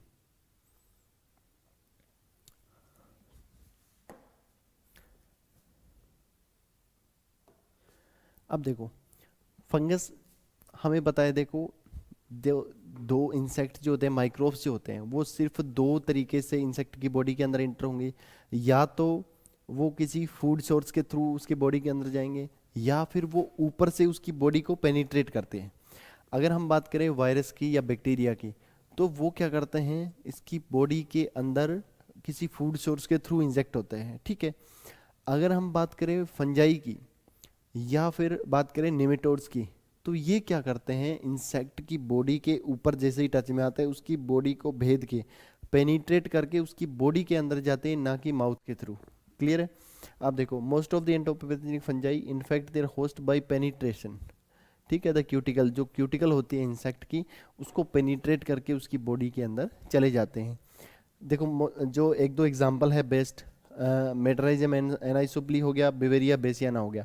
इसको ग्रीन मस्कार्डिन भी बोलते हैं और बेवेरिया को बोलते हैं वाइट मस्कार्डिन। इसको नाम किस बेस पे दिया गया है, देखो अगर ये फंगस अटैक में आती है, टच में आती है इंसेक्ट के, तो उसको पेनिट्रेट करके उसकी बॉडी में ग्रो करती रहती है। और एक टाइम ऐसा आ जाता है, इंसेक्ट किल हो जाता है, उसकी बॉडी जो है वो पूरी तरीके से कवर रह जाती है किससे, इससे फंगल जो है ग्रोथ से। और ये फंगल ग्रोथ जो है, अगर मेटाराइजियम का अटैक है तो ग्रीन कलर की दिखती है, यानी कि इंसेक्ट के ऊपर एक कोटिंग सी बन जाती है ग्रीन कलर की, वो फंगस की होती है।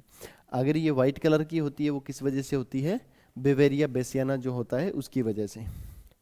किसके लिए काम में लेते हैं, देखो मेटाराइजियम को वाइट ग्रब हो गया, टर्माइट या लोकस्ट के लिए।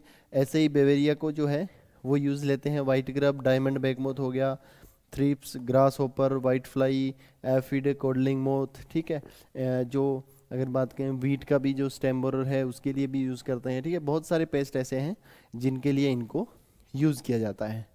ऐसे ही फिर है वर्टिसिलियम लेकानी, इसको वाइट हालो फंगस के नाम से भी जाना जाता है। ठीक है, इसको generally coffee green scale, white fly और जो सेप सकिंग यानी कि जो सकिंग पेस्ट है मोस्टली, उनके अगेंस्ट इसको यूज़ किया जाता है। क्लियर है। फिर देखो एक और इम्पोर्टेंट जो है फंगस, वो है ट्राइकोडर्मा, जिसका नाम बहुत ज़्यादा सुना होगा आपने। ये ट्राइकोडर्मा जो होता है, ये सोइल से इन्फेक्ट होने वाले जो भी डिजीज़ हैं, कहने का मतलब मोस्टली उनके लिए काम में लिया जाता है, या जो सीड से जो डिजीज़ कोज होते हैं उनके लिए। फंगस यूज्ड एज फंजीसाइड, ठीक है, against soil borne disease of plant. अब इसमें देखो सीड ट्रीटमेंट के लिए 6 ग्राम पर किलोग्राम डोज इसको यूज़ करते हैं। अगर सोइल ट्रीटमेंट कर रहे हैं तो उसके लिए 4 किलोग्राम पर हेक्टेयर जो है इसको यूज़ किया जाता है, ये इसकी डोज है। तो ये के सारे क्या है, ऐसे फंगस है, फंजीसाइड्स हैं जिनको यूज़ किया जाता है। फिर है एंटोमोपैथोजेनिक नेमेटोड्स, ईपीएन्स। ये सारे के सारे क्या है, एंटोमोपैथोजेनिक ही है। एंटोमो का मतलब क्या हो गया, जो इंसेक्ट्स को अफेक्ट करते हैं। ठीक है, पैथोजेनिक यानी उसमें डिजीज कोज करते हैं। अब वो एंटोमोपैथोजेनिक बैक्टीरिया हो गया, तो ऐसे बैक्टीरिया जो इंसेक्ट में डिजीज कोज करते हैं। एंटोमोपैथोजेनिक वायरस हैं, तो वो ऐसे वायरस जो इंसेक्ट में डिजीज कोज करते हैं। ऐसे ही एंटोमोपैथोजेनिक निमेटोड, यानी ऐसे निमेटोड जो जो इंसेक्ट्स हैं उनको नुकसान पहुंचाते हैं। देखिए, the nematode serve as a vector for the bacterium which produce septicaemia in insect. अब देखो इसका एक खास जो है काम क्या होता है, ये जो निमेटोड होता है ना, ये अपने साथ इसकी मिडगट के अंदर ना इसके एक बैक्टीरियम होता है। जनरली ये जो है वो नुकसान नहीं करता है, इसका काम क्या होता है, उसकी बॉडी को भेदना। इंसेक्ट जो है उसको पेनिट्रेट करके अंदर चला जाता है। अब ये बैक्टीरियम जो है वो अंदर जाके रिलीज हो जाता है, और बाद में ये जो बैक्टीरियम है ये उस इंसेक्ट के अंदर सेप्टिसीमिया कर देता है, ब्लड पॉइजनिंग कर देता है, जिसकी वजह से वो किल हो जाता है। ठीक है, ये स्पेशली दो जो है स्पीसीज है, एक स्टर्निमा और एक हेट्रोरेबिडिटीज स्पीसीज जो है, इनके जो नेमेटोड्स होते हैं वो यूज़ किए जाते हैं इंसेक्ट्स को कंट्रोल करने के लिए। ठीक है, फिर देखो कुछ इंपॉर्टेंट बायोलॉजिकल कंट्रोल्स हैं ये। ठीक है, जो सारे के सारे क्या हैं, यूज़ किए गए हैं अब तक सक्सेसफुली, जिनको यूज़ किया गया है।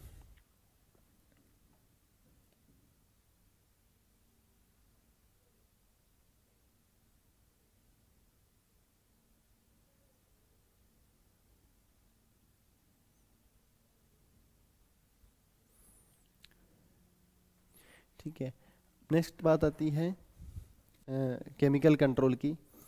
ये किसी दूसरे लेक्चर में हम कवर करेंगे, क्योंकि क्लास ऑलरेडी काफ़ी बड़ी हो चुकी है। तो आज के लिए इतना ही। Thank you.